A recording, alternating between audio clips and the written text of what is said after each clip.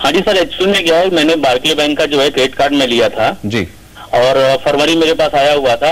उसके बाद में कंटिन्यू उसका जो कार्ड मैं यूज कर रहा था जी, और टाइमली मैं इनका पेमेंट में कर रहा था। उसके बीच में फिर इनका हुआ कि स्टेटमेंट इनका आया हुआ था जी, और उसमें मैंने टाइमली इनको पेमेंट कर दिया था। ड्यू डेट था 9 तारीख का था इनका, और मैंने जो चेक काट के जो है 4 या 5 तारीख में मैंने उसी डेट में मैंने पेमेंट कर दिया था ड्रॉप बॉक्स में जी। उसके बाद इनका जो है मेरे पास, हेलो जी जी, हाँ, उसके बाद इनका जो मेरे पास सर आता है अगले टाइम जो कोई मेल के थ्रू इन लोग स्टेटमेंट भेजते हैं, मैंने उनको मेल किया हुआ था कि मेरे को जो हार्ड कॉपी भेज दिए, तो हार्ड कॉपी मेरे को नहीं भेज रहे थे। 3-4 बार मैंने रिमाइंड किया था, तब उसके बाद इन्होंने भेजने लगे। तो फिर मेरे पास स्टेटमेंट नहीं आता था, मेरे पास SMS के थ्रू आता था। तो मैंने देख करके मैंने पेमेंट जो है ऑलरेडी मैंने 3500 कुछ रुपए इनका था, मैंने पेमेंट कर दिया जी। उसके बाद फिर नेक्स्ट टाइम जब स्टेटमेंट हार्ड कॉपी मेरे पास आता है तो मैं इसमें देखता हूँ तो उसमें लेट पेमेंट चार्जेस लगे होते हैं इनके। हाँ जी, ये हो सकता है क्योंकि इन्होंने कहा कि इन्होंने ड्रॉप बॉक्स में चेक काटा था, चेक जो है वो ड्रॉप बॉक्स में डाला था जी। तो उससे कोई प्रूफ तो रहता नहीं कि इन्होंने कब डाला था। तो ऐसा कई बार देखने में आया है कि अगर उस ड्रॉप बॉक्स को क्लियर करने में डिले हो जाती है तो वो डिले भी कस्टमर के अकाउंट में हो जाती है। लेकिन नॉर्मली बैंक्स इसके अगर कंप्लेंट ये करेंगे तो नॉर्मली बैंक्स इसके लिए रिवर्स कर देती हैं। अभी तो इनको ये करना चाहिए कि अगर अमाउंट सब्सटैंशियल है तो इनको ऑफिशियल कंप्लेंट लॉन्च करनी चाहिए थ्रू दी वेबसाइट। और फ्यूचर में मेरे ख्याल से अगर ये बैंक के ब्रांच में अगर दें और जो है कि एक्नॉलेजमेंट ले लें चेक जमा कराने का तो ज्यादा बेटर रहेगा, या उससे भी बेटर इंटरनेट में या ECS के थ्रू पेमेंट करें ताकि आपके पास प्रूफ रहे कि वो कौन से दिन पेमेंट हुआ जी। वो ज्यादा बेटर है बनिस्पत की ड्रॉप बॉक्स में चेक डालने के। जी, मैं दिल्ली से बोल रहा हूँ नरेंद्र। मेरे पास SBI का टाटा कार्ड है और मैंने इस कार्ड से तकरीबन 6000 के आसपास कोई परचेजिंग की थी जी।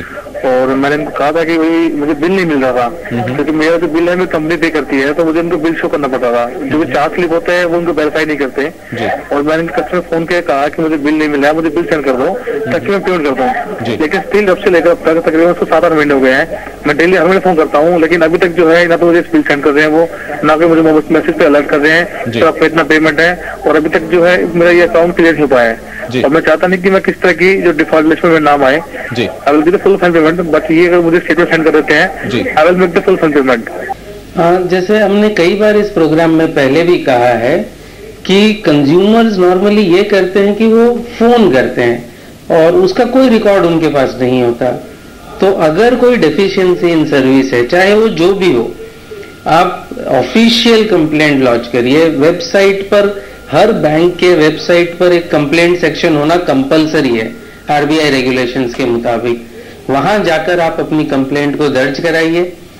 अगर वो आप इंटरनेट पर नहीं जाना चाहते हैं तो आप लिखित में कंप्लेंट करके उसको हैंड डिलीवरी करवाइए या रजिस्टर्ड AD से भेजिए और अपना प्रूफ जमा करिए।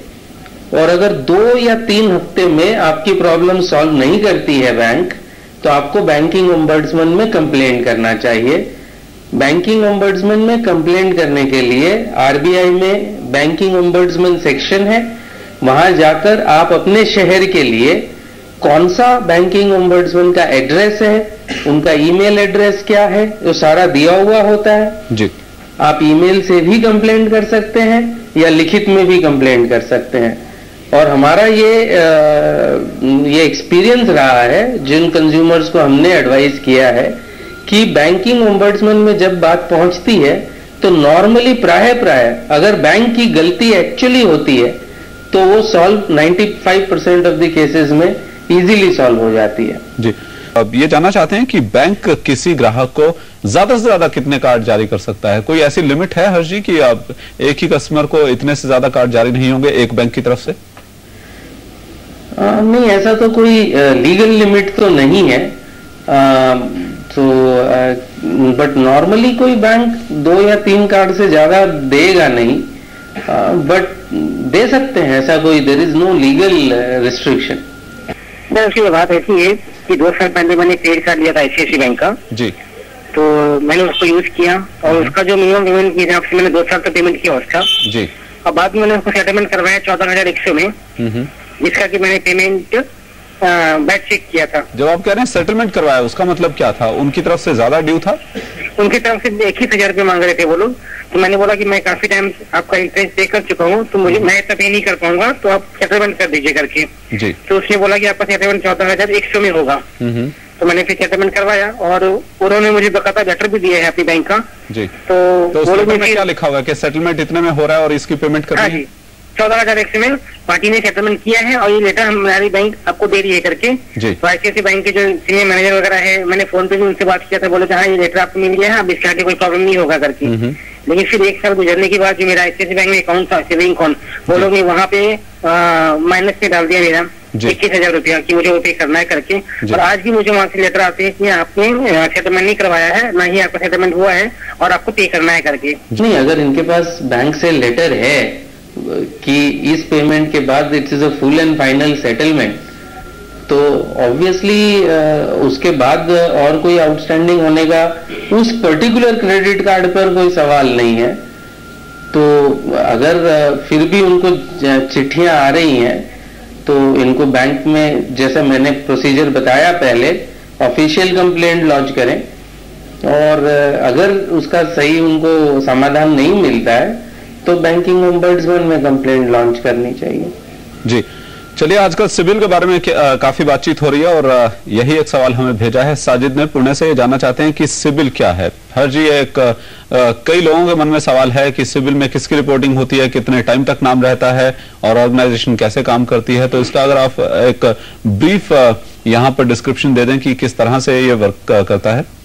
सिबिल यानी credit information bureau of India limited, ये एक प्राइवेट ऑर्गेनाइजेशन है जिसमें कई बैंकें जो है शेयर होल्डर्स हैं और एक विदेशी जो कंपनी है वो भी बड़ी शेयर होल्डर इसमें है।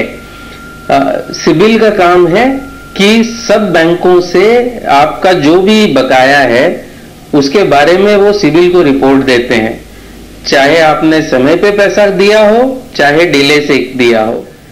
तो यानी उनके पास सारा रिकॉर्ड है आपका, आपने कहां कहां से पैसे ले रखे हैं, उसमें से कितने ड्यू हुए और कैसे वो चुक रहे हैं जी।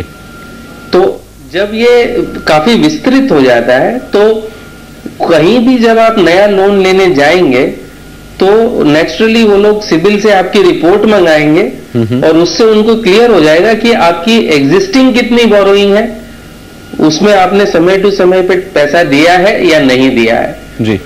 और अगर आपका ट्रैक रिकॉर्ड अच्छा रहा है तो नेचुरली नया लोन है वो आपको जल्दी मिल जाएगा और शायद अच्छी रेट पर मिल जाएगा जी।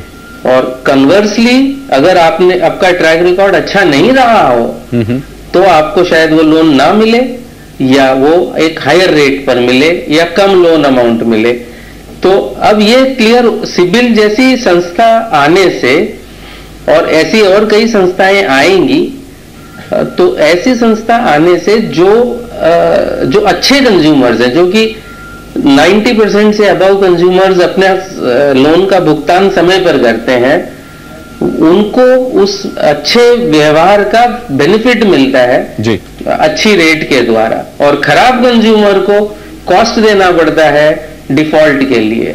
तो एक बहुत ही अच्छी चीज है जो लेंडिंग सिनेरियो है इंडिया में उसको कंप्लीटली चेंज कर देगा जी।